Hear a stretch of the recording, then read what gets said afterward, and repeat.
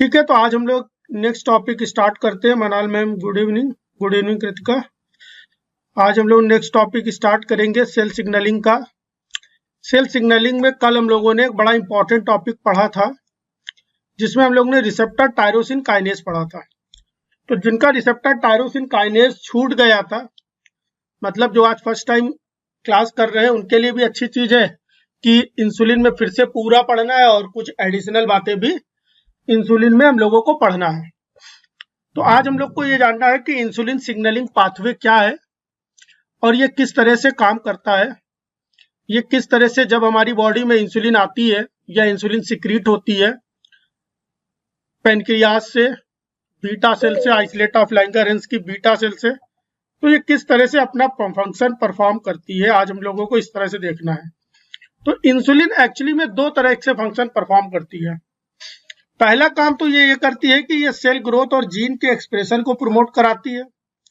बहुत सारे जीन्स के एक्सप्रेशन को प्रमोट कराती है, सेल की ग्रोथ कराती है, बहुत सारे साइक्लिन, सीडीकेज वगैरह बनाने का काम करती है। इसके अलावा इंसुलिन एक काम और करती है ना। अभी तक तो आप लोग ये पढ़ रहे हो जीवन भर से कि इंसुलिन का मेन काम क्या होता है कि शुगर को अपटेक करती है। शुगर को अपटेक करती है, ग्लाइकोजन की सिंथेसिस करती है। लेकिन इसके अलावा भी इंसुलिन का काम है, आज हम लोगों को और भी चीजें समझना है। तो इंसुलिन ना सिर्फ मेटाबॉलिक इफेक्ट करती, that is Uptake of the sugar, simultaneously is also perform the glycogen synthesis and also protein synthesis, है ना। ये तो है ही ये काम। एक सेपरेट पाथवे और फॉलो करती है, जिसमें ये सेल की ग्रोथ और अलग अलग तरह के जीन्स के एक्सप्रेशन को भी प्रमोट कराती है।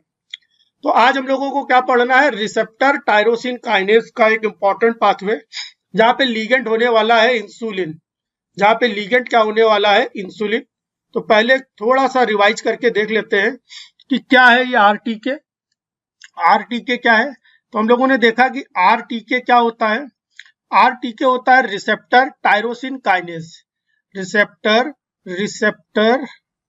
है ना, receptor tyrosine kinase, tyrosine kinase, receptor tyrosine kinase, है ना। मान के पता यहाँ से क्या पता चल रहा है कि कोई एक मेम्ब्रेन है, ये कोई एक मेम्ब्रेन है, उसपे कोई एक रिसेप्टर लगा हुआ है। उसपे क्या लगा हुआ है, कोई एक रिसेप्टर लगा हुआ है, जिसके अंदर पोटेंशियल है, जिसके अंदर क्षमता है, जिसके अंदर क्षमता है कि वो क्या कर सकता है, it can perform kinase activity. Kinase activity, kinase activity का मतलब क्या होता है, it can perform kinase activity. ये काइनेज एक्टिविटी शो कर सकता है। काइनेज एक्टिविटी का क्या मतलब हो रहा है, काइनेज एक्टिविटी का मतलब हो रहा है add, it can add phosphate. ये फॉस्फेट ऐड कर सकता है। किस पे ऐड कर सकता है, किस पे ऐड कर सकता है, रिसेप्टर पे, ऐड रिसेप्टर, रिसेप्टर पे। तो ये खुद पे ही फॉस्फेट ऐड कर सकता है, इसलिए इसका नाम है receptor tyrosine kinase, RTK. RTK, है ना, रिसेप्टर टायरोसिन काइनेज, आरटीके के नाम से इसको हम लोग जान रहे हैं। उसका एक सिग्नल है, उसका एक लीगेंड है। कल हम लोगों ने लीगेंड पढ़े थे, इसके 4 लीगेंड पढ़े थे, PIET। इसके अलावा और भी हैं, इसके अलावा और भी हैं, है ना, इसके अलावा और भी है। तो इसके लिए पहला आ रहा था प्लेटलेट डेराइव्ड ग्रोथ फैक्टर, है ना, पीट। हमने बोला था ऋतिक रोशन से बोला जा रहा है क्या, ऋतिक रोशन से बोला जा रहा है, ऋतिक रोशन से बोला जा रहा है पीट, किसी चीज को पीट दो, है ना। तो उसका पहला जो आ रहा है PDGF, platelet derived growth factor. ये बार बार मैं बताता रहूंगा, जिससे आपको हमेशा के लिए रट जाए, है ना। यहाँ पे ग्रोथ फैक्टर पे जरा आप लोग ध्यान लगाना। दूसरा आता है आई के बारे में आज हम लोग को समझना है। इंसुलिन की सिग्नलिंग बहुत इंपॉर्टेंट है, तो दूसरा हो रहा है आपके लिए इंसुलिन। अनदर वन इज, है ना, another one is epidermal growth factor. ये भी एक ग्रोथ फैक्टर है, ग्रोथ फैक्टर है। और transforming growth factor TGF alpha, है ना, TGF अल्फा। तो ये 4 है ओवरऑल। इन 4 में से तो 3 तो ग्रोथ फैक्टर दिखे ही, इसके अलावा और भी कई सारे ग्रोथ फैक्टर है जो अलग से कल लिखवा दिया गया था, लेकिन ये 4 याद रखना बहुत जरूरी है। और उम्मीद है अब आपको याद हो गया होगा कि ऋतिक से क्या बोला जा रहा है, पीट। किसी को बोला जा रहा है कि इसको पीट दो, है ना। तो पीट, PIET, स्पेलिंग भी याद रखना, PIT। इसमें से एक हम लोग को पढ़ना है इंसुलिन। तो हम लोगों ने कल क्या क्या पढ़ लिया था और आज उसमें क्या ऐड होने वाला है, इस चीज को देखना है। कल हम लोगों ने क्या पढ़ लिया था, कल हम लोग ने क्या पढ़ लिया था कि जैसे ही इस रिसेप्टर पे इस रिसेप्टर पे कोई इस रिसेप्टर पे कोई लिगेंड आके जुड़ता है, लिगेंड का नाम यहाँ पे है इंसुलिन। रिसेप्टर पे रिसेप्टर है ना, शॉर्ट में बिल्कुल लिखते हैं, रिसेप्टर प्लस इंसुलिन। रिसेप्टर जैसे इंसुलिन से जुड़ता है, रिसेप्टर का हमने क्या किया था, डाइमर बना दिया था, रिसेप्टर का डाइमर हो गया था। रिसेप्टर ने डाइमर बना दिया। अब रिसेप्टर का जो इंट्रासेलुलर यूनिट थी वो क्या कर रही थी, इंट्रासेलुलर यूनिट क्या करेगी, एक दो रिसेप्टर की 2 यूनिट हो गई ना, एक ये हो गया, सॉरी एक ये हो गया और दूसरा ये हो गया, तो ये वाला इसको फास्फोराइलेट करेगा और ये वाला इसको फास्फोराइलेट करेगा, है ना, दोनों एक दूसरे का क्रॉस ऑटो फास्फोराइलेशन करा देंगे।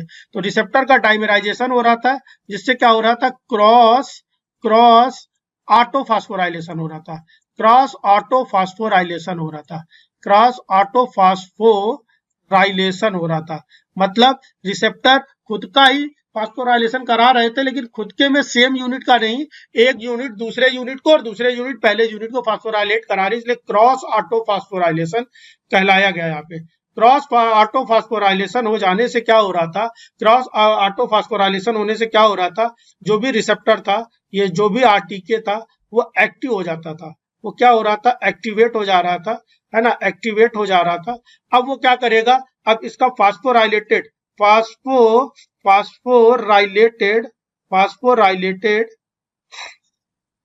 जो टायरोसिन, आज हम लोग को जानना है एग्जैक्टली कि इंसुलिन कैसे ग्लाइकोजन बनाता है, इंसुलिन कैसे ग्लूकोज को एब्जॉर्ब करता है। मेन टारगेट आज का हमारा ये है। तो जो भी फास्फोराइलेटेड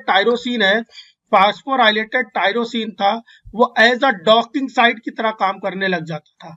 वो किसकी तरह काम करता था, डॉकिंग साइट की तरह। तो कल हम लोगों ने ये बातें सीख ली थी। डॉकिंग साइट का मतलब क्या हो गया, डॉकिंग साइट का मतलब क्या हो गया, ये बड़ा स्पेसिफिक साइट है जो अपने अंदर किसी दूसरे एलिमेंट को फिट करा सकता है। जैसे कल हमने डॉकिंग साइट का बहुत अच्छा एग्जांपल दिया, और हमेशा मैं डॉकिंग साइट का यही एग्जांपल देता हूँ कि डॉकिंग साइट को आप कंसीडर कर सकते हो एज अ, है ना, डॉकिंग साइट को आप कंसीडर कर सकते हो जैसे कि बर्तन को आपके घर में जो भी बर्तन होंगे, है ना, बर्तन तो सबके ही घर में होंगे ना, बर्तन को रखने वाला जो भी स्टैंड होता है ना, उस स्टैंड में अलग अलग साइट्स बनी हुई हैं। कहीं पे आप प्लेट ले जाके फिट कर सकते हो, कहीं पे ले जाके आप स्पून को फिट कर सकते हो, कहीं पे आप ले जाके फॉर्क को फिट कर सकते हो, है ना, सबका अपना कप को फिट कर सकते हो। तो सबकी अपनी अपनी डॉकिंग साइट बनी हुई है। जहां पे प्लेट फिट करना है वहां पे कप फिट नहीं कर पाओगे, गड़बड़ हो जाएगा। जहां पे स्पून फिट करना है वहां पे प्लेट लेके जाओगे तो गड़बड़ हो जाएगा, प्लेट फिट नहीं हो पाएगी। सबकी अपनी अपनी डॉकिंग साइट बनी होती हैं। ऐसे ही डॉकिंग साइट बनाता है फास्फोराइलेटेड टायरोसिन। तो आज अब हम लोग मेन चीज समझने जा रहे हैं। बोला जा रहा है कि इंसुलिन रिसेप्टर क्या है। इंसुलिन रिसेप्टर क्या होता है, insulin receptor is equal two receptor tyrosine kinase. Insulin receptor क्या है, एक तरह का आरटीके है, रिसेप्टर टायरोसिन काइनेज है, रिसेप्टर टायरोसिन काइनेज है एक तरह का इंसुलिन रिसेप्टर। यहाँ पर इंसुलिन जो होता है वो एज अ सिग्नलिंग मॉलिक्यूल की तरह काम करता है, प्राइमरी सिग्नल की तरह काम करता है, प्राइमरी मैसेंजर की तरह काम करता है ना, जो 2 तरह के पाथवे बना सकता है, ये 2 तरह के पाथवे फॉलो कर सकता है। और एक इंपॉर्टेंट बात याद रखना, हो सकता है एक साथ दोनों पाथवे स्टार्ट कर दे, तो अभी ये चीज आगे सीखेंगे।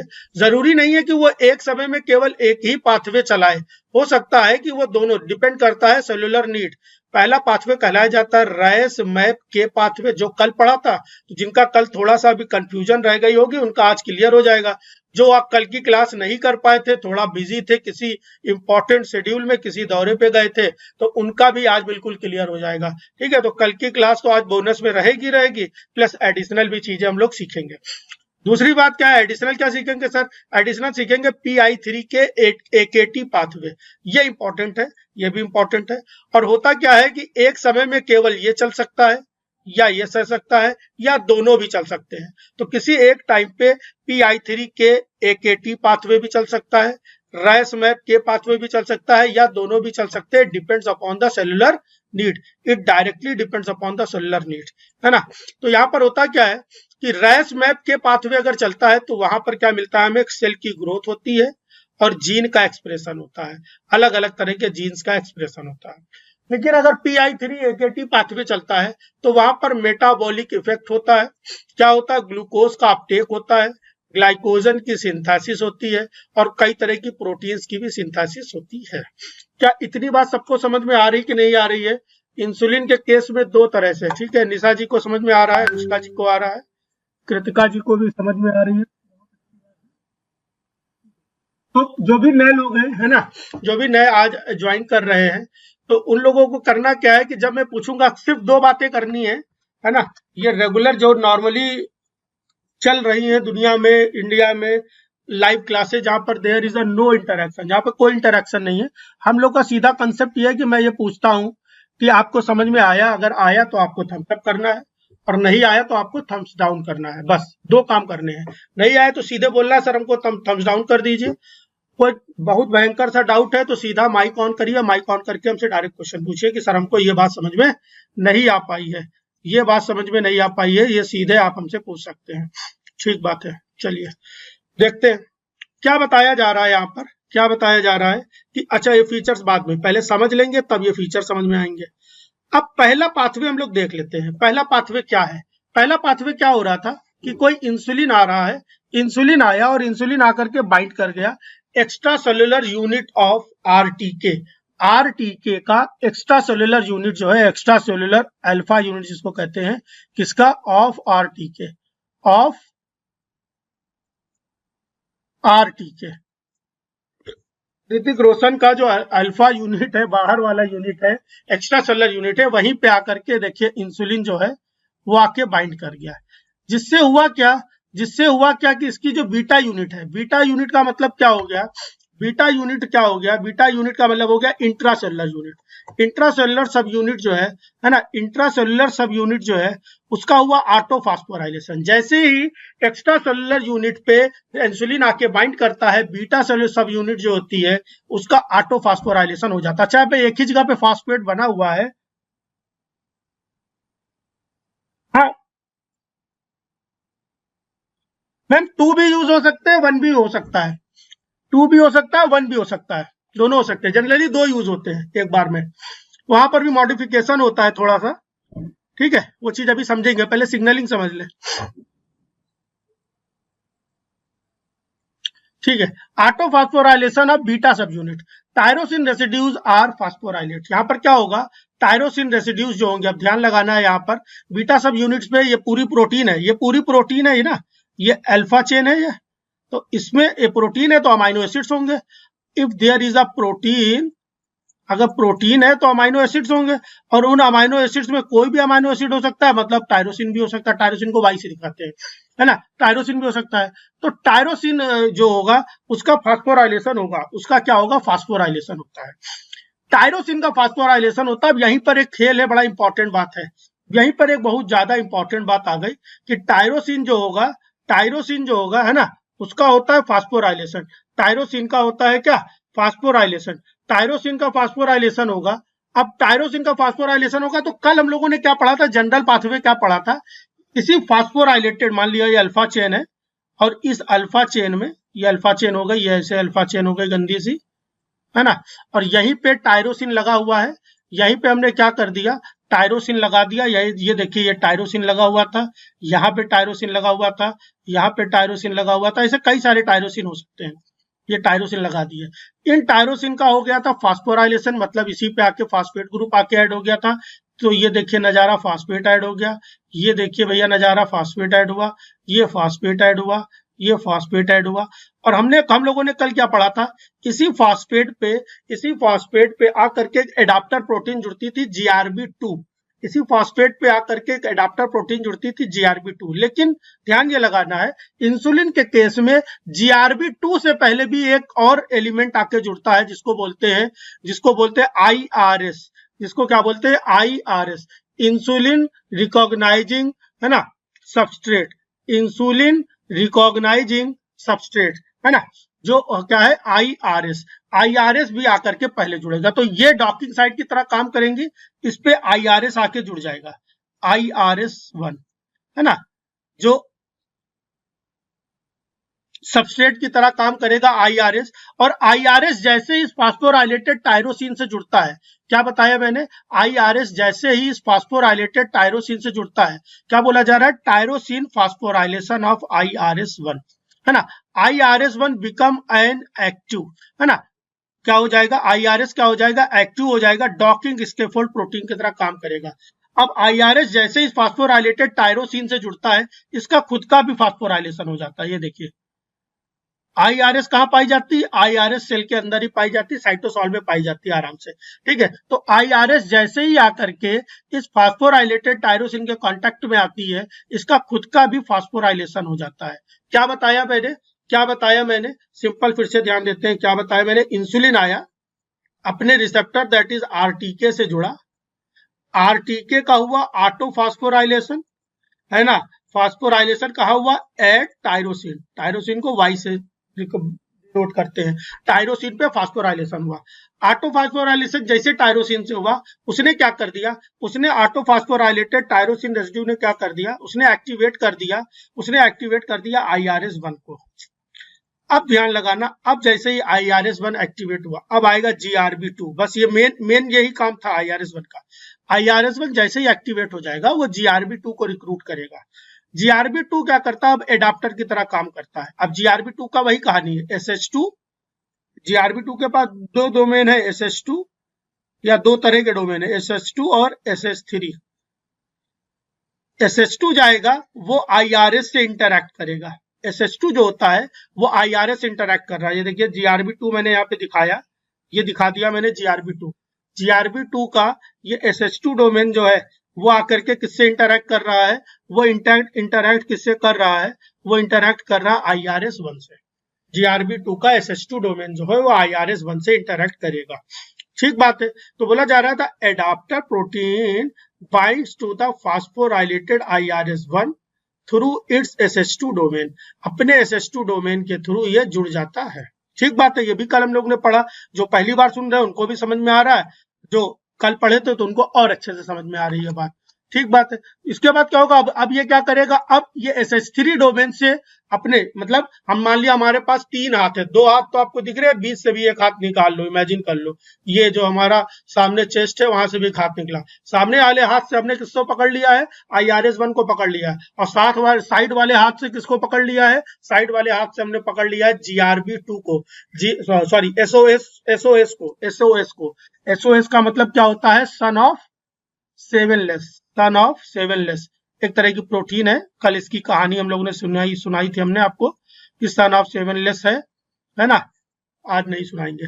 तो ओवरऑल SOS प्रोटीन को आकर के ये एक्टिवेट करता है। तो SH2 जाकर के IRS से जुड़ गया, यहाँ पे दिख रहा है इसका SH2 वाला डोमेन जो है वो IRS से जुड़ चुका है, SH2 डोमेन, है ना, और SH3 डोमेन जो है ना, 2 वाला डोमेन जो है, SH2 डोमेन जो है वो IRS से जुड़ रहा है, और SH3 डोमेन जो है वो SOS से जुड़ रहा है, जिससे SOS एक्टिव हो गया, है ना, SOS एक्टिव हो गया। और SOS क्या होता है, हमने कल बताया था SOS क्या था, सबको याद आना चाहिए।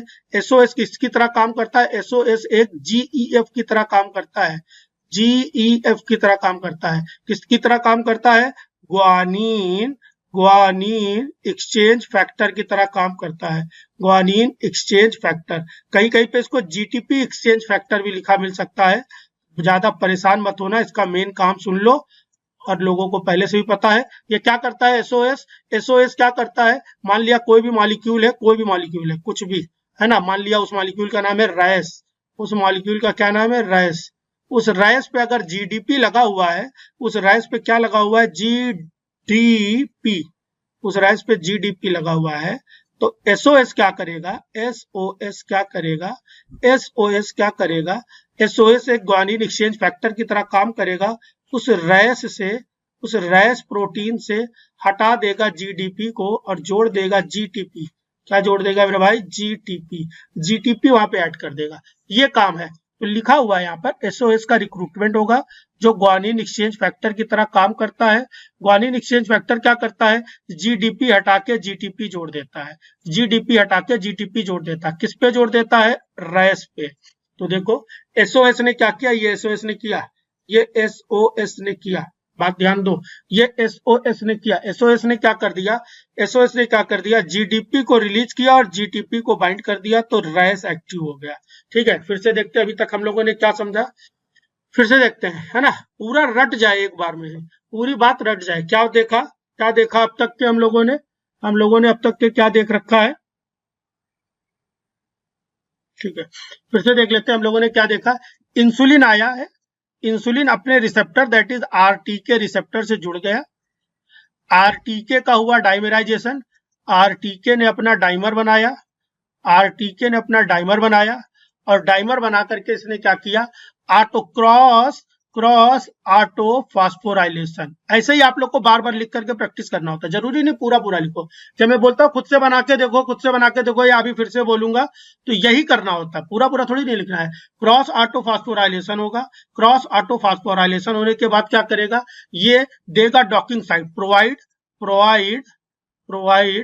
डॉकिंग साइट, ये एक डॉकिंग साइट प्रोवाइड कराएगा, डॉकिंग साइट प्रोवाइड कराएगा किसको, डॉकिंग साइट टू किसको, IRS1 को, है ना, IRS1 को डॉकिंग साइट प्रोवाइड कराएगा, जिससे IRS1 का क्या होगा, अब IRS1 भी क्या हो रहा था, IRS1 का भी फास्फोराइलेशन हो जा रहा था। अब ये डॉकिंग साइट प्रोवाइड कराएगा, अब it further provide docking site, अब ये डॉकिंग साइट प्रोवाइड कराएगा, प्रोवाइड, है ना, प्रोवाइड डॉकिंग साइट। अब ये डॉकिंग साइट है ना, साइट शॉर्ट में लिख दे रहे हैं, डॉकिंग साइट टू किसको, GRB2 को डॉकिंग साइट प्रोवाइड कराएगा। अब GRB2 को मैंने बोले हैं 3 हाथ हैं, GRB2 के पास कितने हाथ हैं, 3 हैंड है ना, कितने हाथ हैं भैया, 3 हाथ हैं, हाथ नंबर 3 और 20 से एक हाथ निकला है 2, है ना। बीच वाले हाथ से वो किसको पकड़ लेता है, बीच वाले हाथ से वो किसको पकड़ लेगा, बीच वाले हाथ से वो पकड़ लेगा किससे, IRS1 को, और साइड वाले हाथ से किसको पकड़ ले रहा है, SOS को एक्टिवेट कर दे रहा है, SOS को वो क्या कर दे रहा है, एक्टिवेट कर दे रहा है। क्या यहां तक सबको समझ में आ रहा है कि नहीं आ रहा है? सब लोग बताएं भाई, सब लोग बतलाएं। ठीक है, थम्स अप करना है, थम्स अप करना, अगर समझ में आ गया, जो भी नए लोग जुड़े वो जरूर थम्स अप करें, अगर उनको आया है, और नहीं आया तो तुरंत थम्स डाउन करें कि नहीं आया, मुझे समझ में आया। ठीक है, ठीक है, आज बहुत लोग एब्सेंट हैं। ठीक है, दिव्यांशु तो ऐसा लग रहा पार्ट टाइम कोचिंग ज्वाइन किए है ना, रेगुलर फीस तो रेगुलर की दी है, दिव्यांशु हो गए, तमाम लोग हैं। तरुण जी को समझ में आया कि नहीं आया, तरुण जी बताएं, तरुण त्रिपाठी जी बतलाएं आप। ठीक है, अगर समझ में आता है तो आपको तुरंत ही थम्स अप करते रहना है, ठीक है, तो उससे हमको भी पता चलेगा। मतलब यहाँ पर ये नहीं कि मैं पढ़ा के भागा जा रहा हूँ, किसी को समझ में आ रहा है कि नहीं आ रही है, बस हम पीछे पड़े हैं। ठीक है, तो सन ऑफ 7S, ठीक है, SOS एक्टिव हो गया था, और SOS ने क्या किया है, SOS ऋषि में और आगे बढ़ा लेते हैं कहानी। SOS ने क्या किया है, SOS एक्टिव हुआ, SOS क्या हुआ, SOS एक्टिव हो गया, और एक्टिव होकर उसने क्या कर दिया है, रैस को GTP, रैस के साथ GTP जोड़ के इसको भी एक्टिव कर दिया, यहां तक कहानी हम लोगों ने पढ़ ली है, यहां तक की पूरी कहानी हम लोगों ने पढ़ ली। अब आगे देखते हैं। ठीक है, कल जिन लोगों ने पढ़ लिया था उन लोगों के लिए तो बहुत आसान होने वाली है, चीजें बहुत आसान होने वाली है, और जिन्होंने नहीं पढ़ा मैं फिर से बता दे रहा हूं उन लोगों को चीजों को। ठीक है, तो ये बहुत इंपॉर्टेंट टॉपिक है। आज संध्या जी आई हुई हैं, संध्या जी ने बहुत सारे क्वेश्चन सेल सिग्नलिंग के ढूंढ करके दिए, शायद 20-25 क्वेश्चन ढूंढ के दे दिए। उसमें से कुछ क्वेश्चन संध्या हो पा रहे थे वो ढूंढ के दियो कि सारे दे दियो, कुछ क्वेश्चन संध्या हो पा रहे कि नहीं सेल सिग्नलिंग के, बतलाए, हो पा रही है तो थम्स अप करे भाई। संध्या है भी कि नहीं, हम हवा में तीर मारे दे रहे, संध्या है फिलहाल। ठीक है, हो पा रहे क्वेश्चन, बहुत सारे क्वेश्चन इन लोगों ने इन्होंने ढूंढ करके दिए हैं हमको, अभी हम देख भी नहीं पाए, बस हमने पढ़े थे कि हाँ 25-30 फोटो संध्या ने भेज दी है। तो अब उन क्वेश्चंस को हम लोग एक एक करके डिस्कस कर डालेंगे, सारे क्वेश्चन डिस्कस कर डालेंगे। ठीक है, अब क्या होने वाला है, रैस एक्टिव हो गया, रैस ने क्या किया है, रैस एक्टिव हो गया, और वो स्टेप नंबर 9, 10, 11 कराएगा। कल भी मैंने 9, 10, 11 समझाया था, आज फिर 9, 10, 11 समझा दे रहा हूँ। ठीक है, कल भी मैंने 9, 10, 11 स्टेप समझाया था, जिसको समझ में आ गया था तो बहुत खुशी की बात है, और जिसको नहीं आया था वो आज अच्छे से बात को समझ ले फिर से। 9, 10, 11 क्या कर रहा है, क्या कह रहा है, 9, 10, 11 जब भी समझने की कोशिश हम लोग करेंगे जीवन में, तो पहले हम लोग क्या करेंगे, पहले हम लोग 11 से समझेंगे। कहाँ से समझेंगे? स्टेप नंबर 11 से समझेंगे बात को। ठीक बात है। क्या बताया मैंने, ध्यान दो। एक प्रोटीन होती है माइटोजन, है ना, माइटोजन एक्टिवेटिंग प्रोटीन, है ना, एक्टिवेटिंग काइनेज बोल सकते हैं, protein kinase, mitogen activating protein, protein kinase. इस प्रोटीन को हम लोग अगर शॉर्ट में लिखना चाहें तो क्या हम लोग इसको मैप के लिख सकते हैं? क्या हम लोग इसको मैप के लिख सकते हैं कि नहीं? बिल्कुल लिख सकते हैं, मैप के लिख सकते हैं। ठीक है, इसको मैप के लिख सकते हैं। मैप के क्या करता है, नाम देख करके क्या पता चल रहा है? नाम देख के पता चल रहा है कि कोई ऐसी प्रोटीन जो माइटो, है ना, माइटोसिस, किसको? माइटोसिस को प्रमोट करता हो, माइटोसिस को प्रमोट करता हो। ऐसे फैक्टर्स जो माइटोसिस को प्रमोट करते हैं उनको माइटोजन कह देंगे। उनको क्या कह देंगे? माइटोजन। ऐसे ऐसी प्रोटीन, ऐसा ट्रांसक्रिप्शन फैक्टर या कुछ भी आप बोल सकते हो, है ना, उस जो माइटोसिस को प्रमोट करता हो। प्रमोट करने का सिंबल मैंने हमेशा से बोला, ये सिंबल है प्रमोशन का, प्रमोट करना, और ये सिंबल है इनहिबिट करना, है ना। तो प्रमोट करता हो तो उसको बोलते हैं mitogen. The protein which is responsible for the promotion of mitosis is called mitogen. ये इसको पढ़ के हम लोगों को क्या लग रहा है? माइटोजन एक्टिवेटिंग प्रोटीन पढ़ के क्या लग रहा है? एक्टिवेटिंग प्रोटीन काइनेज, है ना, माइटोजन को एक्टिवेट करने वाली प्रोटीन काइनेज है। काइनेज का मतलब ये कोई एक एंजाइम की बात हो रही है। मैप के क्या हो गया? एक तरह का एंजाइम हो गया, है ना। जो लिखा हुआ है उसी से पूरी इंफॉर्मेशन मिल जाएगी, हमको कुछ रटना नहीं है। माइटोजन प्रोटीन काइनेज, एज लगा हुआ है, एज, अगर एज लगा हुआ है that is it is a type of enzyme. ये एक एंजाइम है जो क्या करता है? माइटोजन एक्टिवेटिंग, माइटोजन को एक्टिवेट करता है। कैसे करता है? कैसे करता है? बाय माइटोजन एक्टिवेटिंग प्रोटीन जो भी है, माइटोजन एक्टिवेटिंग प्रोटीन है, उसको एक्टिवेट करता है। ठीक है, कैसे करता है? बाय परफॉर्म, अब लिखा हुआ है काइनेज। काइनेज का मतलब क्या होता है? ऐड करने वाला। किसको ऐड करने वाला? फास्फेट को ऐड करने वाला। By the phosphorylation of mitogen. तो माइटोजन एक्टिवेटिंग प्रोटीन अगर आपसे पूछे तो एक्चुअली में ये कोई क्वेश्चन नहीं है, है ना। साइंस में, बायोलॉजी में खासकर ज्यादातर जो क्वेश्चंस होते हैं वो क्वेश्चन होते नहीं, उन्हीं क्वेश्चंस में ही आंसर है। अब पूछा जाए what is mitogen activating protein kinase, it is a enzyme it is an enzyme which have potential to perform kinase activity, that is it can add phosphate to a particular protein. In case of mitogen activating protein it can phosphorylate mitogen activating protein, है ना। ये माइटोजन activating protein को phosphorylate कर देता है, इसलिए इसको बोला गया माइटोजन एक्टिवेटिंग प्रोटीन। तो ये हो गया, ये इसको फास्फोराइलेट करता है। ये क्या करता है? ये क्या करता है? इसको फास्फोराइलेट करता है।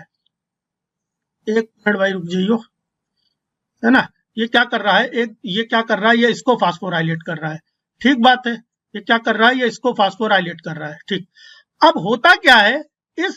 इसको जो फास्फोराइलेट कर रहा है ये नॉर्मली हर समय एक्टिवेट नहीं रहता है। मैप के जो होता है वो हर समय एक्टिवेट नहीं रहता है, इसको भी एक्टिवेट करना पड़ता है। इसको भी एक्टिवेट करने वाला इसका एक काइनेज होता है, मतलब मैप के का काइनेज होता है। मैप के का भी एक काइनेज है, मैप के काइनेज। तो क्या हम इसको मैप के कह दें? मैप के कह दें तो कोई दिक्कत, कोई समस्या, है ना। इसको एक्टिवेट करने वाला कौन है? मैप के, मैप के है। अब ये भी हर समय एक्टिवेट नहीं रहता है, और इसको एक्टिवेट करने वाला एक और एंजाइम आता है जिसका नाम है मैप ट्रिपल के, मैप ट्रिपल के। तो ये एक कैस्केड चलता है। होता क्या है? और मैप ट्रिपल के को कौन एक्टिवेट करता है? इसका नाम है रैस।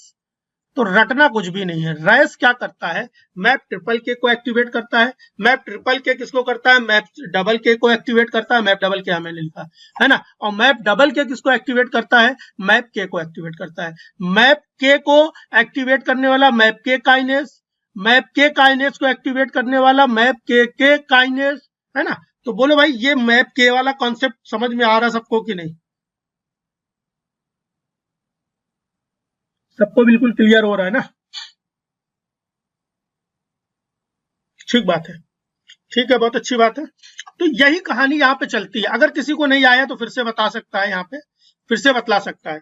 जितना कल बताया था सब सेम है, बस एक आईआरएस एलिमेंट आया जो इंसुलिन स्पेसिफिक है, इंसुलिन स्पेसिफिक सब्सटेंस है ना, या सबस्ट्रेट है IRS1, है ना, बस वो ऐड हुआ है, वो गरीब के बीच में आ गया। वो किसके बीच में आ गया?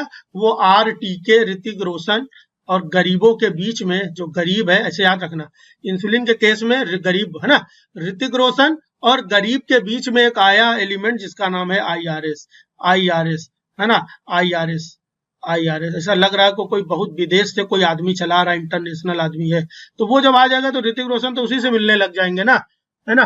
गरीब से कहाँ मिलेंगे, पहले तो उससे मिलेंगे। तो वही कहानी चल रही है, गरीब और इसके बीच में IRS1 आ चुका है। ठीक है, अब होता क्या, फिर से देख लेते हैं। तो हमने क्या बोला, रैस GTP जैसे ही एक्टिवेट हुआ, उसने क्या कर दिया, रैप को एक्टिवेट कर दिया। उसने क्या करा, रैफ को एक्टिवेट किया, है ना, उसने रैफ को एक्टिवेट करा। और रैफ ने किसको एक्टिवेट कर दिया, मैप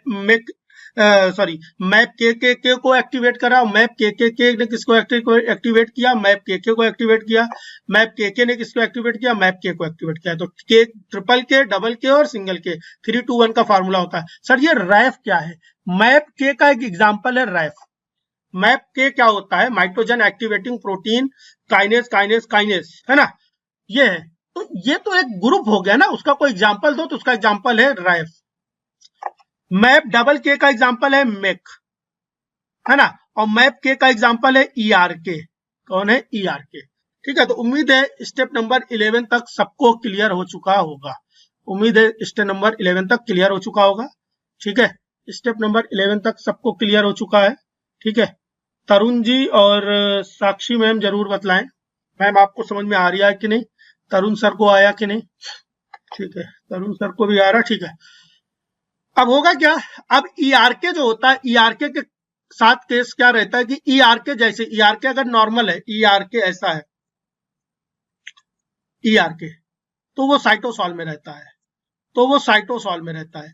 लेकिन अगर ERK, यही ERK, है ना, यही ERK अगर क्या हो जाए, अगर यही ERK फास्फोराइलेटेड है, अगर यही ERK फास्फोराइलेटेड होता है, तो तुरंत ही वो कहां पहुंच जाता है, न्यूक्लियस के अंदर पहुंच जाता है, न्यूक्लियस के अंदर पहुंच जाता है। और न्यूक्लियस के अंदर बहुत सारे ट्रांसक्रिप्शन फैक्टर पाए जाते हैं। तो ERK कहां पहुंच गया, ये न्यूक्लियस के अंदर पहुंच चुका है, ये न्यूक्लियस हो गया, ये न्यूक्लियस हो गया, इस न्यूक्लियस के अंदर पहुंच जाता है।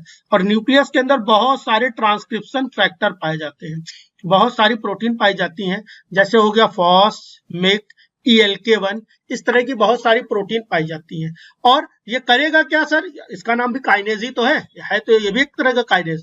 तो अंदर जाकर के इन ट्रांसक्रिप्शन फैक्टर्स को फास्फोराइलेट कर देगा, फास्फोराइलेट कर देगा, है ना, ERT ट्रांसक्रिप्शन फैक्टर को फास्फोराइलेट करेगा, मतलब TF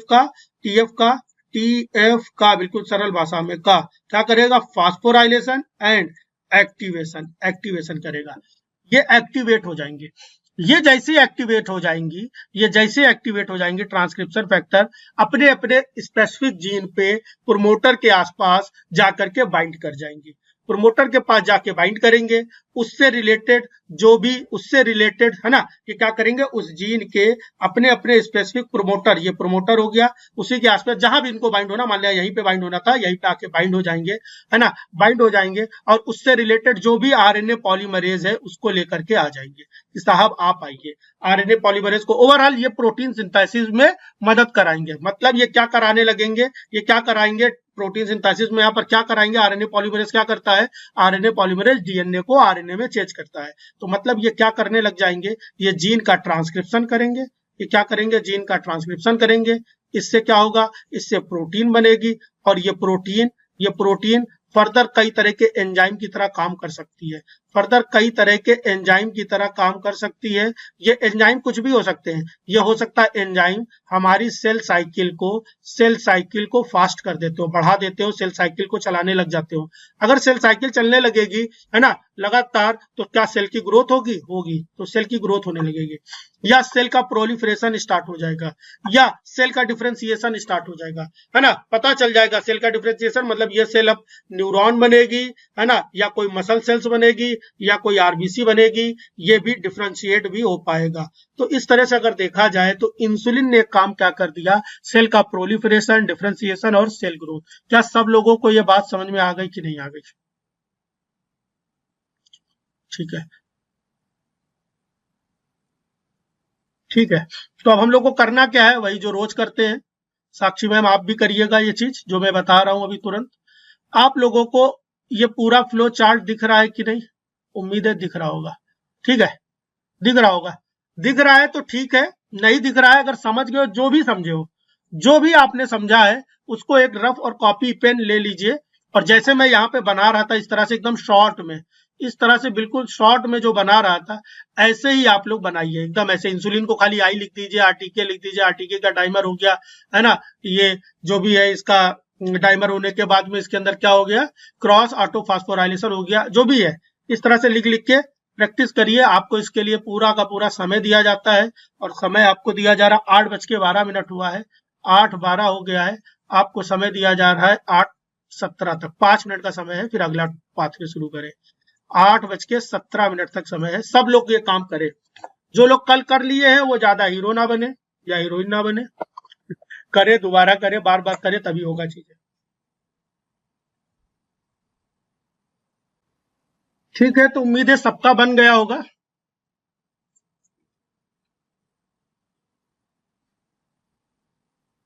ठीक है, रंगोली जी, अंशिका जी, सबका बन गया है, बहुत अच्छी बात है। अगर आप खुद से बना ले रहे हो तो आप इंसुलिन सिग्नलिंग से रिलेटेड जो भी टॉपिक है वो कर पा रहे हो। अभी धीरे धीरे आज और पढ़ के थोड़ा सा और पढ़ेंगे, 1-2 दिन और भी सिग्नलिंग, इसके बाद फिर इसके क्वेश्चंस लेकर के आएंगे। हो सकता है 1-2 दिन, ठीक है, सिर्फ सिग्नलिंग के क्वेश्चंस करेंगे, सिर्फ क्वेश्चन ही प्रैक्टिस करेंगे, सारे सेल सिग्नलिंग के सारे क्वेश्चंस जितने ज्यादा हो सकते हैं। ठीक है, चलिए, किसी कोई भी ऐसा जिसको कुछ पूछना है तो पूछ सकता है। तरुण जी आप बतलाएं, आपको समझ में आया कि नहीं आया बात? ठीक है, तो एक तो कहानी हो गई कि ये किस तरह से सेल की ग्रोथ को इंसुलिन प्रमोट करता है। दूसरी बात और जान लेते हैं कि इंसुलिन, है ना, इंसुलिन जो होता है वो extra cellular alpha unit actually में होता क्या है। एक क्वेश्चन अभी पूछा है निशा जी ने कि इंसुलिन जो होता है वो एक जुड़ता है, इंसुलिन एक जुड़ता है या दो जुड़ते हैं, तो वो फ्लो था इसलिए वो फ्लो पे ज्यादा बताना हमने सही समझा नहीं। एक्चुअली में होता क्या है कि आरटीके जो है, आरटीके वो होता क्या है, alpha two beta two type है ना।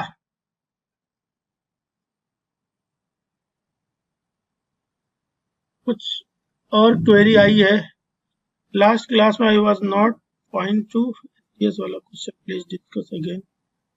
हाँ, एसडीएस वाला मैम करेंगे, अभी वो लिख के लाया हूं मैं, सारे क्वेश्चंस लिख के लाया हूं, अभी करूंगा। अभी तो सेल सिग्नलिंग कंप्लीट कर ले, है ना, सेकंड हाफ में एसडीएस पढ़ेंगे।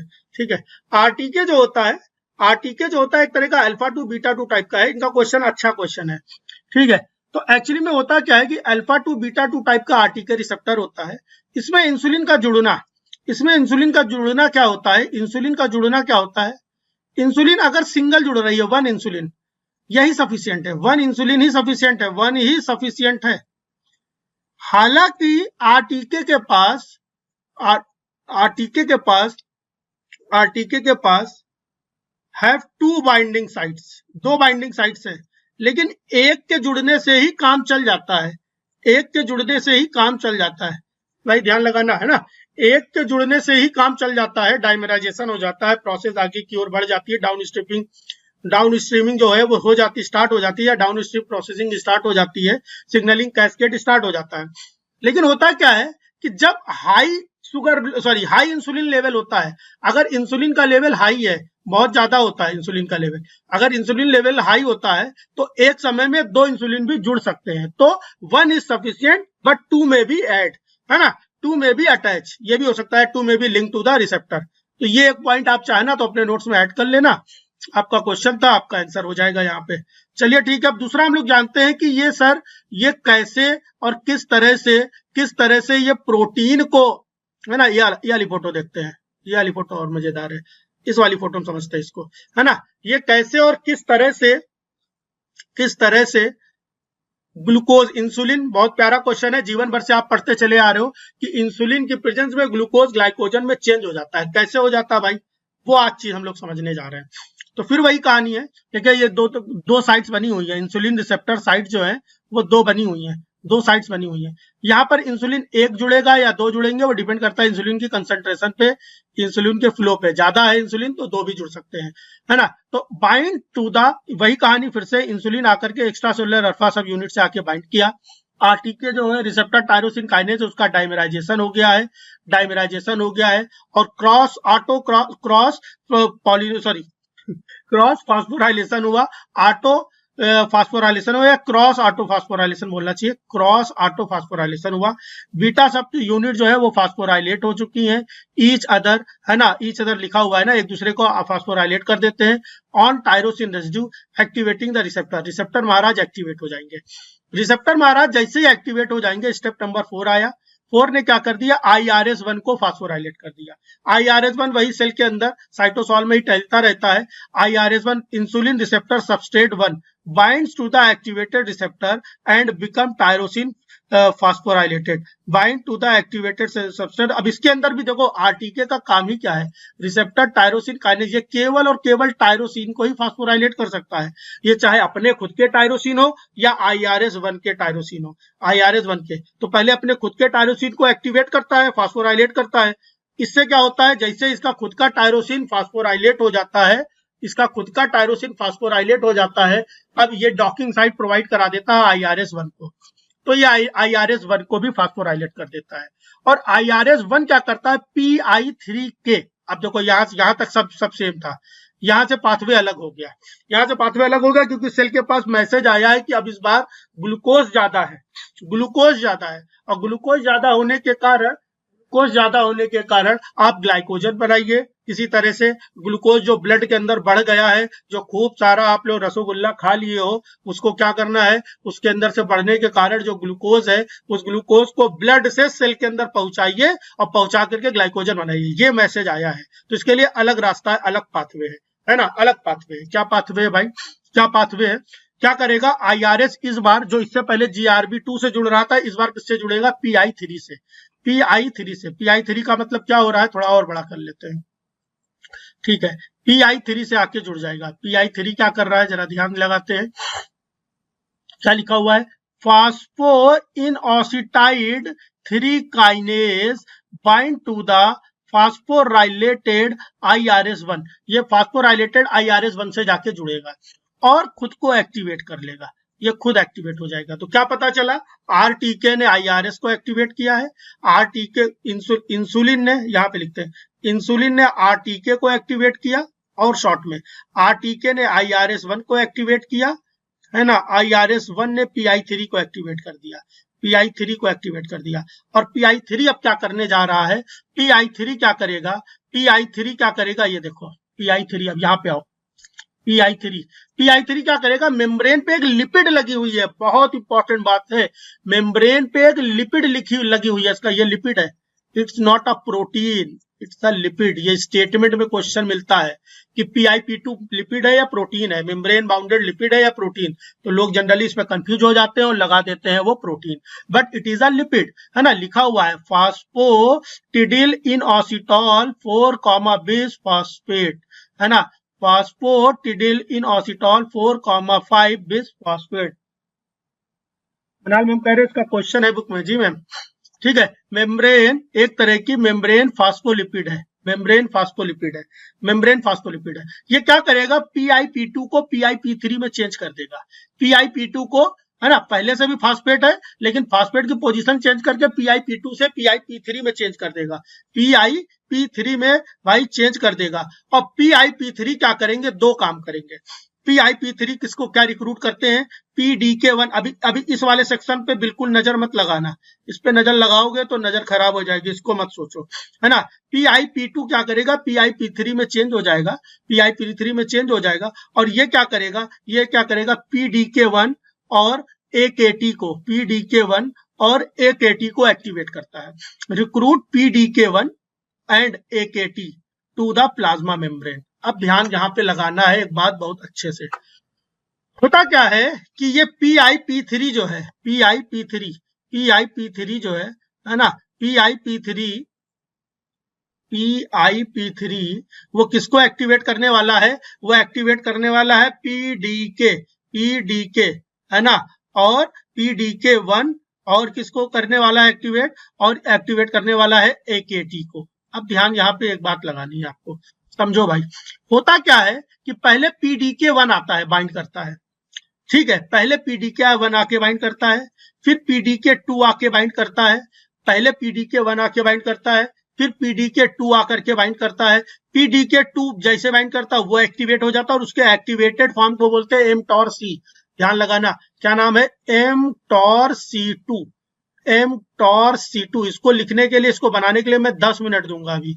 आप लोग परेशान क्यों हैं, इसको करने के लिए तो 10 मिनट मिलेगा ना अभी, पूरा 10 मिनट आप 2 बार 3 बार जितनी बार आप बना पाओ 10 मिनट में। क्योंकि हमारा काम क्या है, हर हाल में हमारा काम क्या होने वाला है, किसी तरह से आपको पूरा का पूरा याद हो जाए, एक बार में किसी भी तरह से आपको पूरा का पूरा याद हो जाए, जितना पढ़ो क्लास में याद हो जाए, ठीक है। तो PDK1 PDK2 दोनों मिल करके AKT को फास्फोराइलेट कर देते हैं, AKT को फास्फोराइलेट कर देते हैं, AKT को फास्फोराइलेट कर देते हैं, ठीक बात है, AKT को फास्फोराइलेट करते हैं, ठीक है।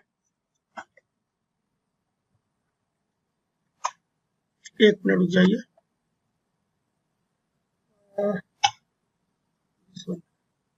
ओके, ठीक है। तो AKT1 को फास्फोराइलेट करते हैं। अब मेन खेल जो है, मेन रोल है वो AKT1 का, AKT का, है ना, AKT का ही मेन रोल है। AKT जो होता है ना, AKT जो है वो प्रोटीन काइनेज बी है ना। PKA जीवन में आपने पढ़ा होगा, अभी हमने आपको पढ़ाया था, PKC पढ़ा था, अब PKB आया है, PKB भी आ गया, प्रोटीन काइनेज बी।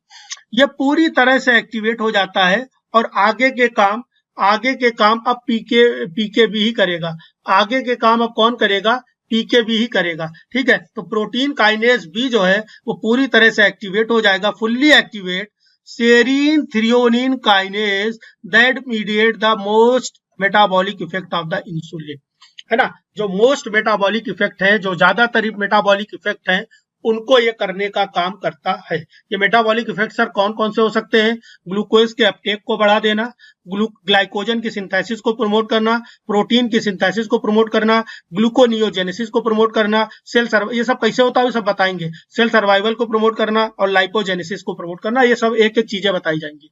फिर से देखते हैं हमने क्या पढ़ा अभी तक, फिर से हम लोग देख लेते हैं कि हम लोगों ने अब तक पढ़ क्या लिया।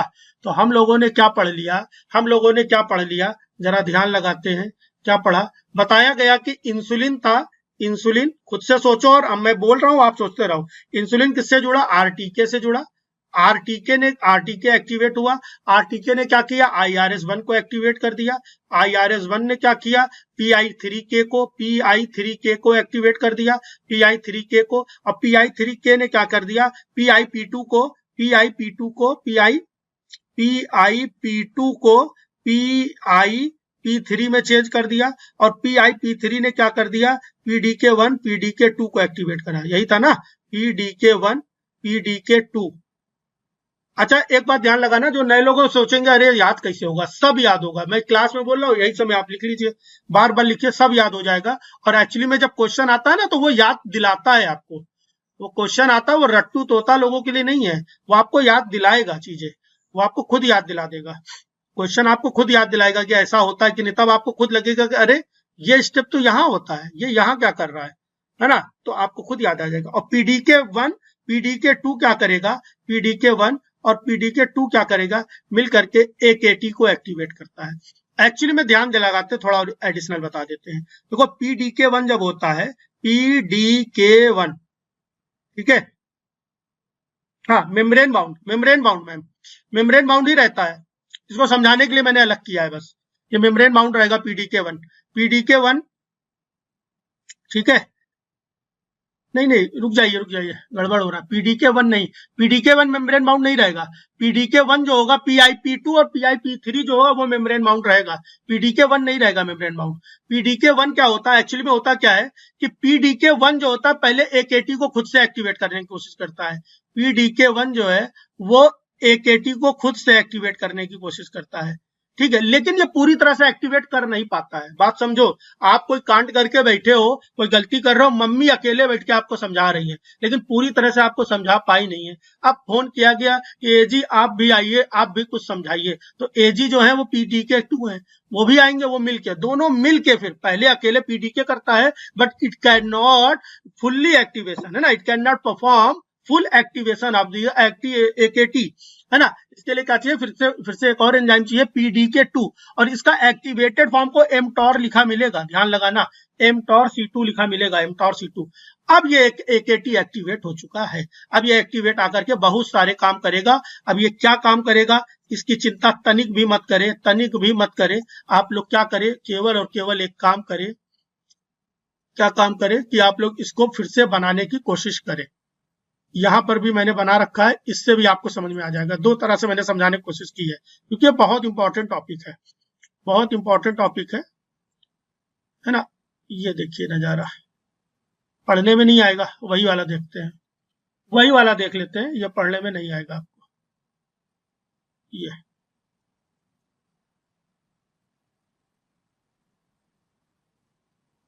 चलिए ठीक है, आप लोग क्या करेंगे, वही जो मैं हमेशा बोल रहा हूँ, फ्लो चार्ट, फ्लो डायग्राम जो है वो बनाए जल्दी से। और समय आपके पास पूरा 2 बार बनाएंगे, 2 बार, ये 2 बार का काम है।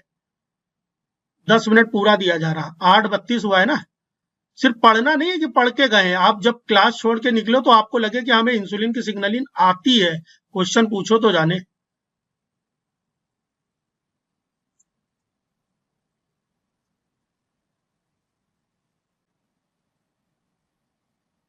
ठीक है, देखो डायग्राम मैंने थोड़ा सा ठीक किया है। यहाँ पर किया क्या है मैंने, कि यहाँ पर PI3 है ना, ये फाइन ट्यूनिंग होती है, एक तरह की फाइन ट्यूनिंग है। अब देखो इसको मैं कैंसर से कैसे जोड़ सकता हूँ, कैंसर से भी इसको जोड़ा जा सकता है, इस प्रोसेस को हम लोग कैंसर से भी जोड़ सकते हैं।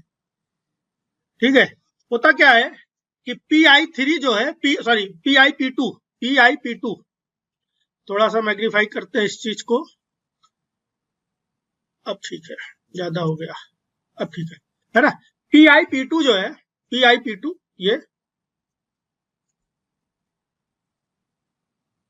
थोड़ा सा, किसी को कहीं भी कंफ्यूजन हो तो तुरंत क्वेश्चन कर सकता है, तुरंत क्वेश्चन कर सकता है।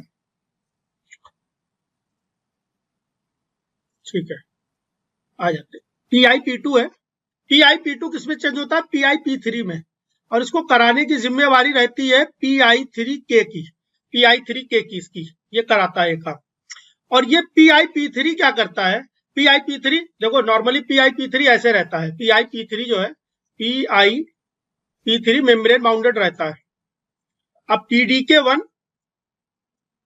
है ना, ये मेम्ब्रेन हो गया, PDK1 एंड 2 ये साइटोसॉल में से फ्रीली टहलते रहते हैं, फ्रीली टहलते रहते हैं।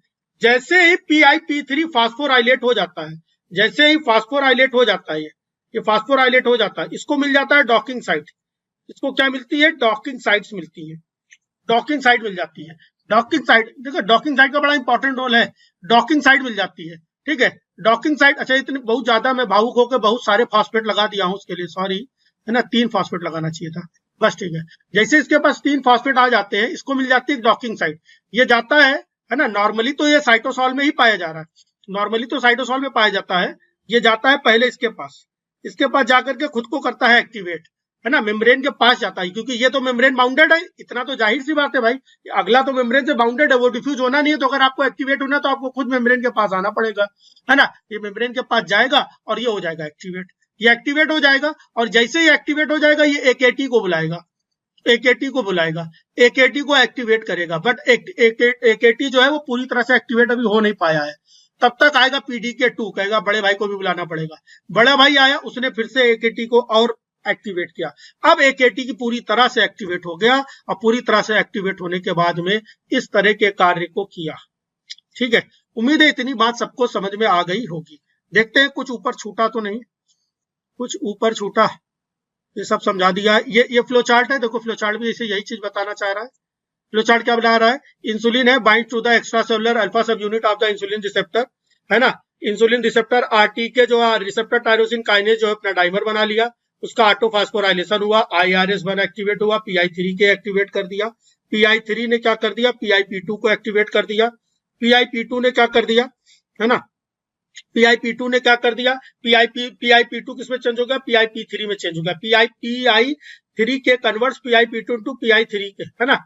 अब एक बात ध्यान ये लगाना है, इसको रिवर्स किया जा सकता है। इसको क्या है, इसको रिवर्स भी किया जा सकता है। It can be reverse by the help of P10। अगर P10 इसको रिवर्स कर दे, मतलब P10 क्या करता है, एक तरह का ट्यूमर सप्रेसर जीन है। अच्छा सोचो, खुद सोचो P10 क्या होता होगा, P10 क्या होता होगा, P10 क्या होता होगा, एक तरह का ट्यूमर सप्रेसर जीन है ना।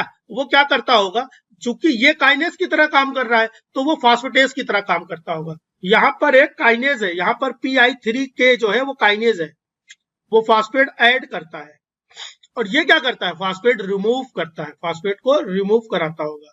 फास्फेट रिमूव करा के जो PI3 आगे चले जा रहे थे इनको वापस भेज देता है कि चलिए वापस। तो अगर जरूरत है सेल को तो ये काम करेगा और ये काम करके सेल की ग्रोथ को रोक देता है। अच्छा, सेल की ग्रोथ, हर ग्रोथ जीवन में जरूरी नहीं है, ग्रोथ को कभी कभी रोकना भी जरूरी है ना। अनकंट्रोल्ड ग्रोथ चल रही है, वहां पर ग्रोथ को रोकना बहुत ही ज्यादा जरूरी है, वहां पर ग्रोथ को रोक देना बहुत ज्यादा जरूरी है। और इसलिए किसकी तरह काम करता है, ट्यूमर सप्रेसर जीन की तरह काम करता है। It is a type of phosphatase, ये एक फास्फेटेज है ना।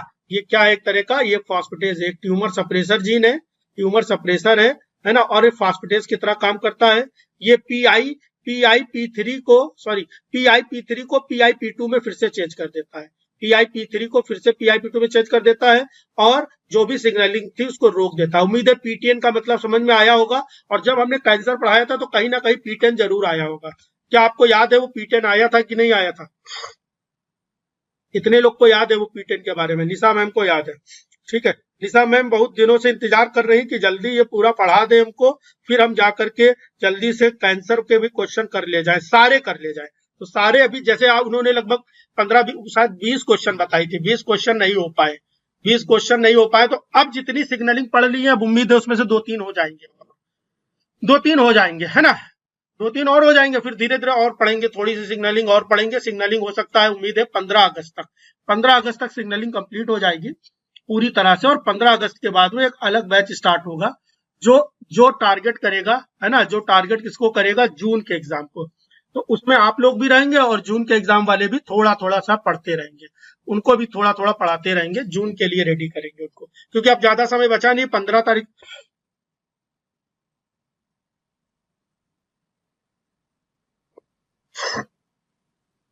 ठीक है, ज्यादा अभी समय बचा नहीं। देख रहे हैं निशा जी, आपका क्वेश्चन देखते हैं, पहले इस चीज को कंप्लीट कर लेते हैं, है ना। PDK1 and PDK2 mTOR C2 है ना, mTOR C2।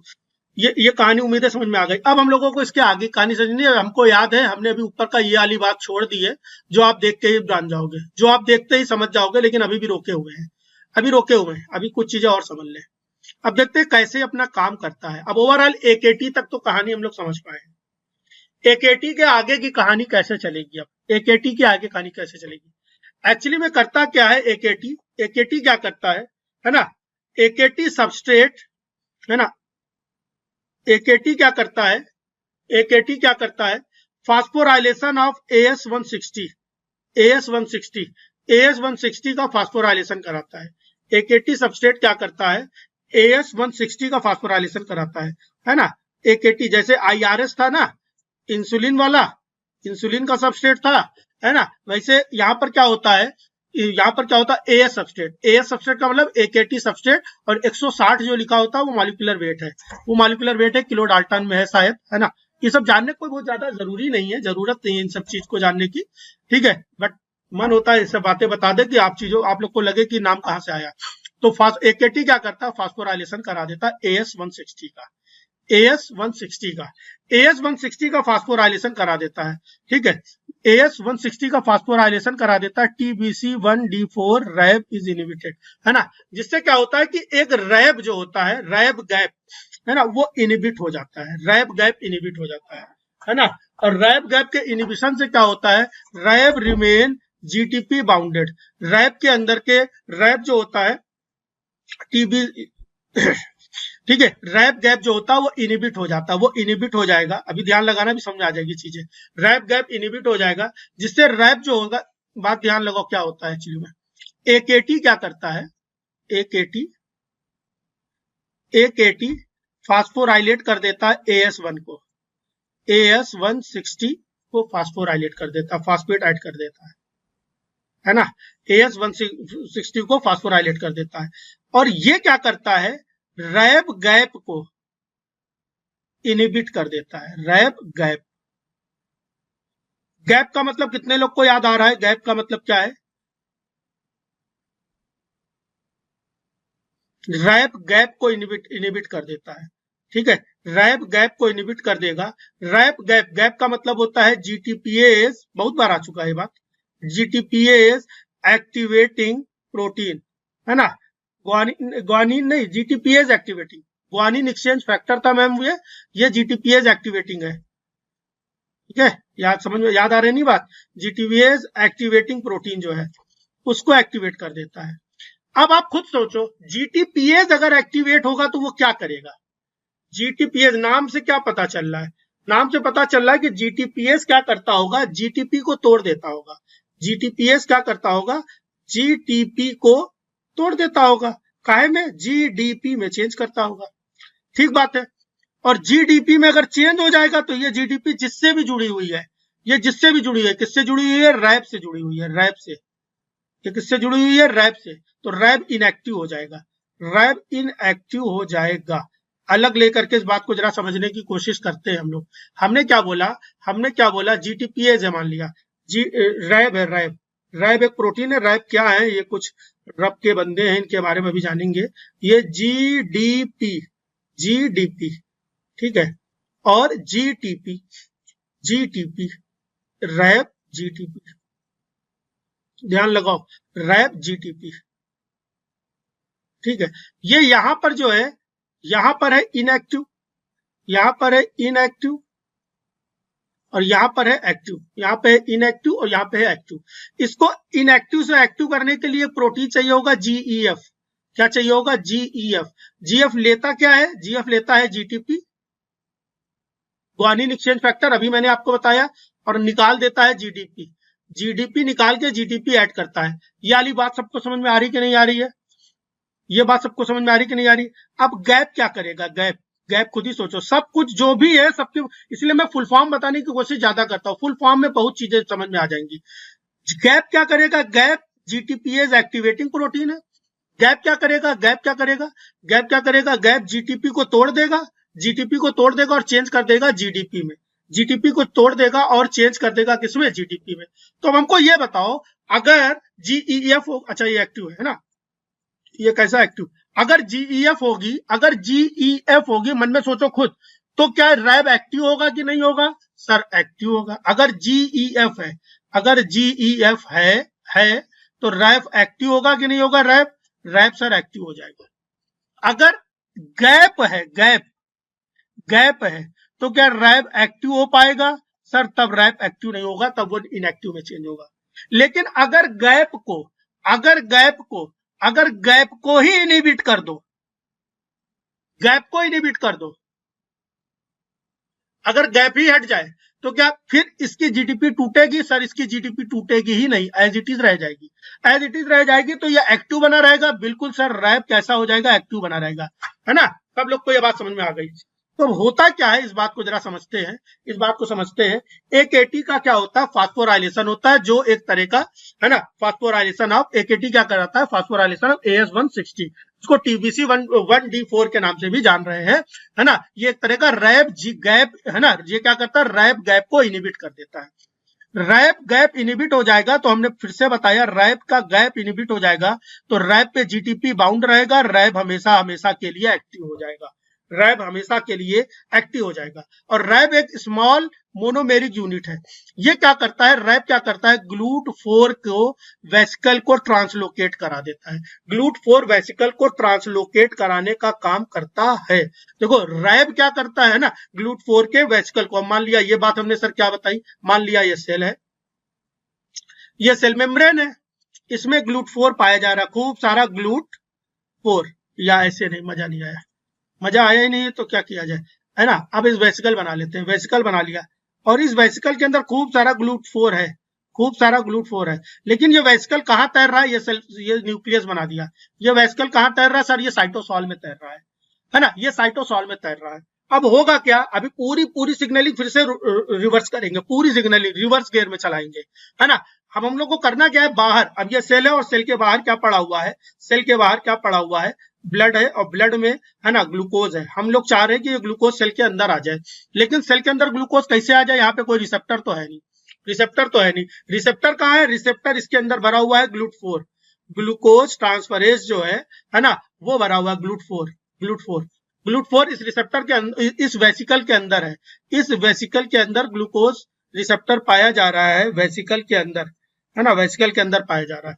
वो ग्लूकोज को ले करके सीधे सेल साइटोसॉल के अंदर पुश करना चाहती है, लेकिन ये तब कर पाएगी जब मेम्ब्रेन के ऊपर हो, जब ये क्या हो, मेम्ब्रेन के ऊपर हो, है ना। ये कब हो, मेम्ब्रेन के ऊपर। लेकिन मेम्ब्रेन के ऊपर कब होगी, होगी कब, होगी कब, जब इसको पहुंचा, जब रैब एक्टिव होगा, जब रैब एक्टिव होगा, जब रैब एक्टिव होगा, रैब एक्टिव होगा, वो इसको पुश करेगा, मेम्ब्रेन पे चले जाओ, और मेम्ब्रेन पे जैसे जाएगा तो मेम्ब्रेन में बढ़िया ग्लूकोज का एक चैनल बन जाएगा कि आइए ग्लूकोज महाराज अंदर आइए।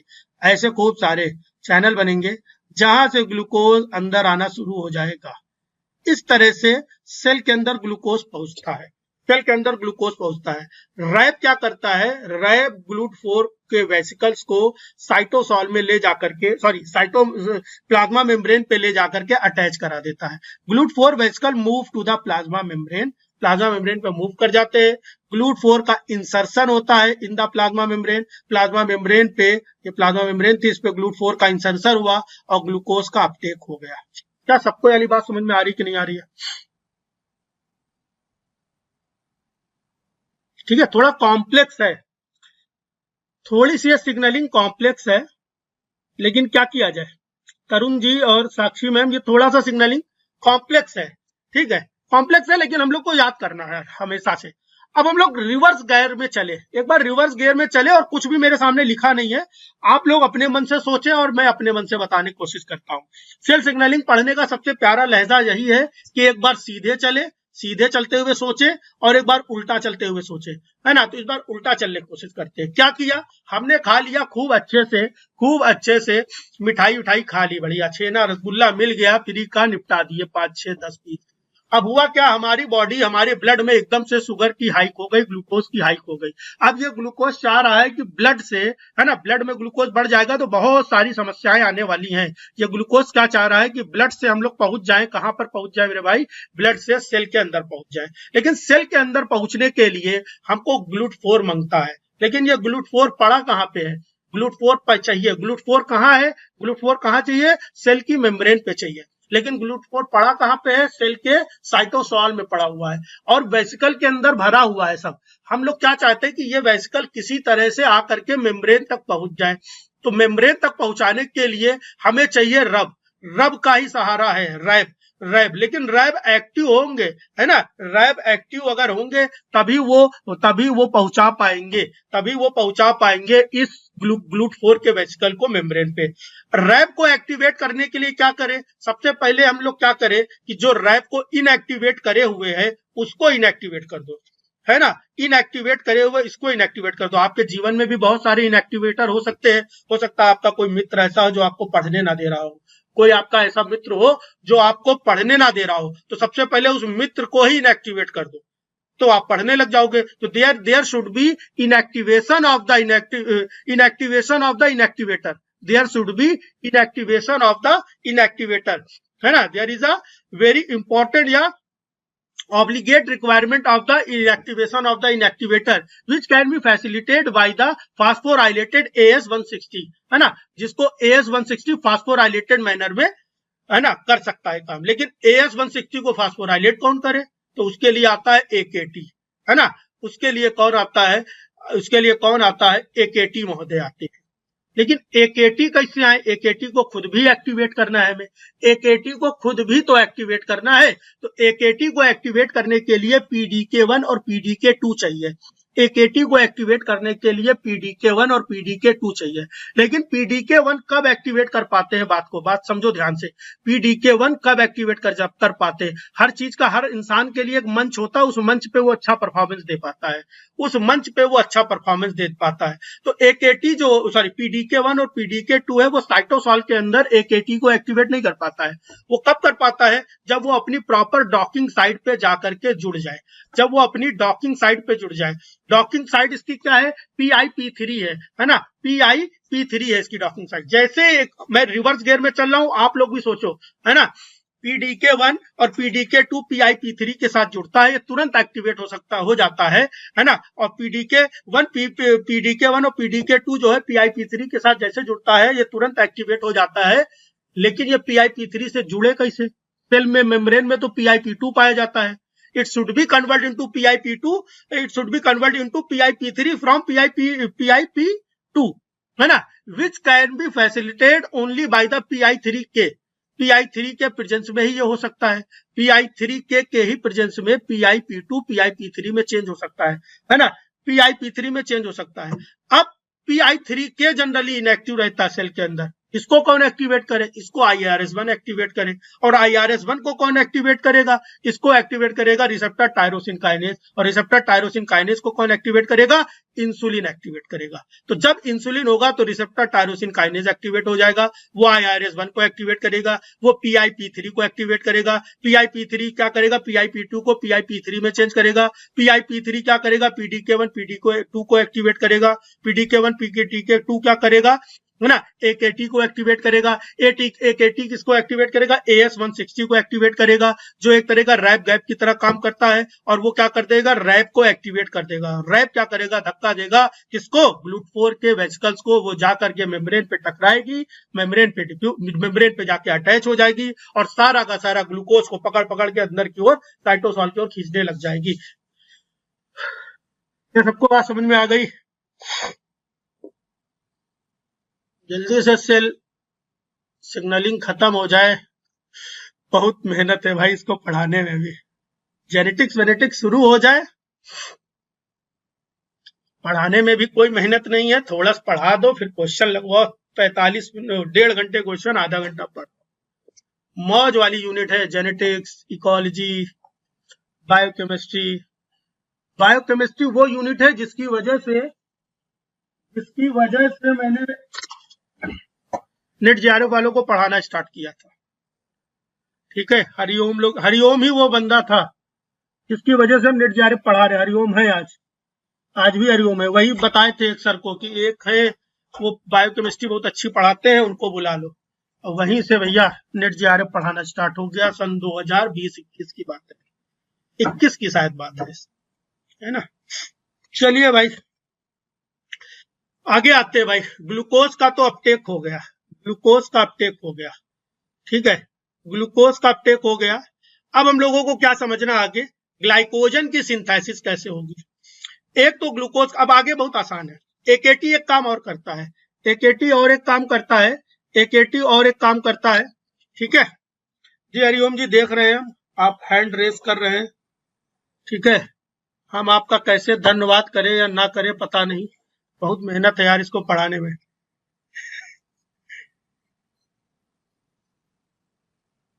अब देखो ये बायोकेमिस्ट्री ये बता रहे, पढ़े थे तो बायो मॉलिक्यूल अपना नीट वाले बच्चों को, PW में पढ़ा रहे हो ना आप अभी, PW वालों को। लेकिन उतना है भी नहीं नीट में ना बायो मॉलिक्यूल, उसमें तो चलो बढ़िया है भाई, ऐसे लगे रहो, अच्छा काम करो, ठीक है। चलिए अब बायोकेमिस्ट्री जब आएगी तब है 15 तारीख से बायोकेमिस्ट्री स्टार्ट करेंगे। थोड़ा सा बहुत मेहनत हो गई है, 2-3 महीने बायोकेमिस्ट्री, मुझे नहीं लगता इन सब यूनिट में ज्यादा मेहनत है, बहुत आसान है, ठीक है।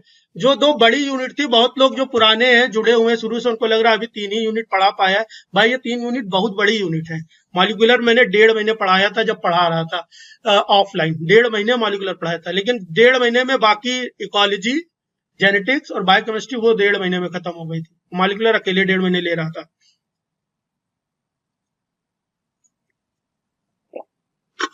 चलिए भाई देखते हैं अब ये ग्लाइकोजन की सिर्फ ग्लूकोज को अंदर बुला लेने से कोई मतलब थोड़ी नहीं है। अगर ग्लूकोज साइटोसॉल के अंदर आता चला जाएगा तो भाई साइटोसॉल भी कैसा हो जाएगा, हाइपरटोनिक हो जाएगा, या उसकी कंसंट्रेशन बढ़ जाएगी। उसकी कंसंट्रेशन बढ़ जाएगी तो क्या होगा, जो हमारे सेल ऑर्गेनेल है वो सब बेकार हो जाएंगे। सेल ऑर्गेनेल के अंदर का जो भी मैट्रिक्स भरा हुआ वो सब डिफ्यूज होकर बाहर भागेगा, वो सब बाहर भाग जाएगा, सब सेल ऑर्गेनेल खत्म। तुरंत ही बोला एकेटी से, अरे भैया क्या आफत अंदर ले आए हो। कह रहा रुको यार अभी करके देता हूं मैं। उसने एक और एंजाइम एक्टिवेट किया, उसका नाम था GSK3। उसका नाम था GSK3, glycogen synthase kinase 3। Glycogen synthase kinase 3 क्या करता है, ग्लाइकोजन सिंथेस को एक्टिवेट कर देता है। जो सेल है साइटोसॉल है उसमें ग्लाइकोजन सिंथेस ऑलरेडी पाया जाता है, ग्लाइकोजन सिंथेस ऑलरेडी उसके अंदर पाया जाता है, ठीक है। ग्लाइकोजन सिंथेस ऑलरेडी पाया जाता है लेकिन सोया हुआ होता है। हमारे बॉडी में, हमारी सेल में बहुत तरह की प्रोटीन पाई जा रही है लेकिन सब सोई हुई है, है ना, सोई हुई है। तो इनको जगाया जाता है कि उठिए साहब क्या हुआ, कह रहे हैं यार ग्लूकोज बहुत आ गया, कहना अभी करके दे रहा हूँ। ग्लूकोज को तुरंत ही ग्लाइकोजन में चेंज कर दिया जाता है by the help of glycogen synthase, है ना। लेकिन ग्लाइकोजन सिंथेस कब काम करेगा, जब उस पर फॉस्फेट ग्रुप ऐड हो जाए, ठीक बात है। अगला क्या है, प्रोटीन की सिंथेसिस भी प्रमोट करता है। एकेटी क्या करता है, mTOR का एक्टिवेशन करता है। अच्छा वो mTOR-C था, है ना, mTOR-C2 था क्या, मैं भूल भी गया, mTOR-C2 था शायद, अभी देख लूंगा, ठीक है। यहाँ पर mTOR है। mTOR के होने से क्या होता है, प्रोटीन की सिंथेसिस बढ़ जाती है। बहुत तरह की प्रोटीन चाहिए जो आगे एंजाइम की तरह काम करेंगी, एंजाइम की तरह काम कर सकती है, ट्रांसक्रिप्शन फैक्टर की तरह काम कर सकती है, ये सब चाहिए तो उनकी सिंथेसिस बढ़ा देता है। सेल के सर्वाइवल को, mTOR-C2, ठीक है मैम, mTOR-C2 था, ठीक है। सेल के सर्वाइवल को भी बढ़ा देता है। एकेटी क्या कर देता है, एपोप्टोसिस को भी इनहिबिट करता है। आप सोचो, अब आप खुद सोचो, एकेटी क्या कर रहा है, एकेटी क्या कर रहा है, निशा जी जरा ध्यान लगाइए, एकेटी क्या कर रहा है, एपोप्टोसिस को इनहिबिट कर रहा है। अगर एकेटी एपोप्टोसिस को इनहिबिट कर रहा है तो अगर एकेटी बहुत ज्यादा ओवर एक्सप्रेस हो जाए या अनकंट्रोल्ड हो जाए तो वो तो एपोप्टोसिस को बहुत ज्यादा इनहिबिट कर देगा। तो क्या हम लोग बोल सकते हैं कि ये कैंसर को प्रमोट कर देगा, क्या ये ट्यूमर को प्रमोट कर देगा, बिल्कुल कर देगा। सब लोग ध्यान लगाओ, इसमें कोई रॉकेट साइंस नहीं है ना, ट्यूमर को प्रमोट कर देगा, है ना। तो एकेटी को हम लोग क्या बोल सकते हैं, क्या एकेटी को प्रोटोऑन्कोजीन बोल सकते हैं कि नहीं, प्रोटोऑन्कोजीन बोल सकते हैं। हमने क्या बोला था, प्रोटोऑन्कोजीन की डेफिनेशन क्या होती है, जो भी नए लोगों ध्यान लगाएं, प्रोटोऑन्कोजीन की डेफिनेशन वो होती है जो नॉर्मली हमारे सेल के अंदर पाए जाते हो। जो भी जीन्स हैं, जो भी जीन हमारे बॉडी में या किसी की बॉडी में कैंसर करते हैं, वो जीन बाहर से नहीं आ रहे, हाँ वायरस से आ सकते हैं, वायरस से भी आ सकते हैं, लेकिन बहुत सारे जीन हमारी बॉडी में पहले से पाए जा रहे हैं जो कैंसर कर सकते हैं अगर वो अनरेगुलेटेड मैनर में काम करे। ऐसे जीन जो बॉडी में नॉर्मल, जिनका एक्सप्रेशन हमारी नॉर्मल फिजियोलॉजी को मेंटेन करता हो, है ना, लेकिन इनका ओवर एक्सप्रेशन या अनकंट्रोल एक्सप्रेशन कैंसर कॉज कर दे, उनको बोलते हैं protooncogene. Now you can say that AKT is also a type of protooncogene. ठीक है भाई, सबको इतनी बात समझ में आ गई कि नहीं आ गई, सबको इतनी बात समझ में आ गई, टॉपिक भी हो गया खत्म।